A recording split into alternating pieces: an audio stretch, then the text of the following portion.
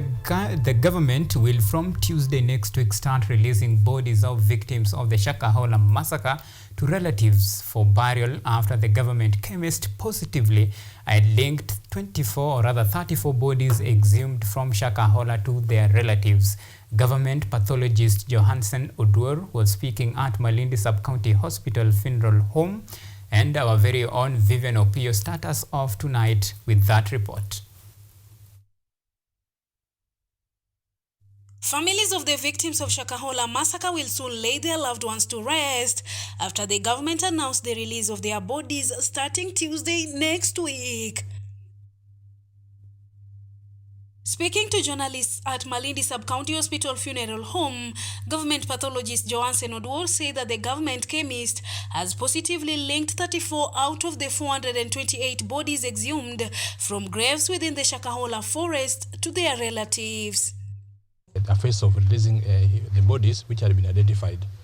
So far, the government chemists have identified a total of 34 bodies which have been linked to relatives, and we are going to start releasing the bodies from next week on 26th. Dr. Oduor said that the identified relatives have already been informed and will get psychosocial support before their bodies are released to them next week. The process include logistics, which we are currently undertaking this week, which is organizing for counselors who will counsel these people, and also contacting the relatives who will come here for the purpose of taking their loved ones.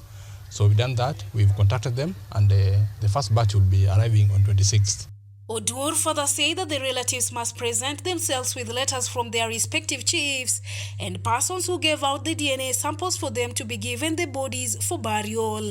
However, bodies not claimed by relatives after the time specified by the law elapses will be buried by the government. So we just follow the law, which probably we might have to get grounds to have them buried, but we'll bury them in a way that they can be traced, so that in future if someone come up and the DNA is taken and they're able to link to one body which has been buried, a marked grave, we can always go there and exhume and give it to them.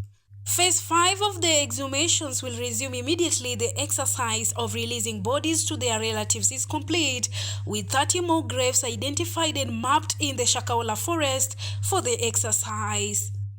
We'll now embark on the phase 5 of exhumation, which we expect maybe in 1 or 2 weeks after finishing this phase of releasing the bodies. Yes, there were graves which have been mapped, so we'll just go there and start the work. I think there were about 35 graves which had been mapped. As this unfolds, 95 suspects of the infamous incident face various cases in 4 courts within the coast region, among them 31 who are facing charges related to the murder of 191 children. Vivian Opio, KUTV.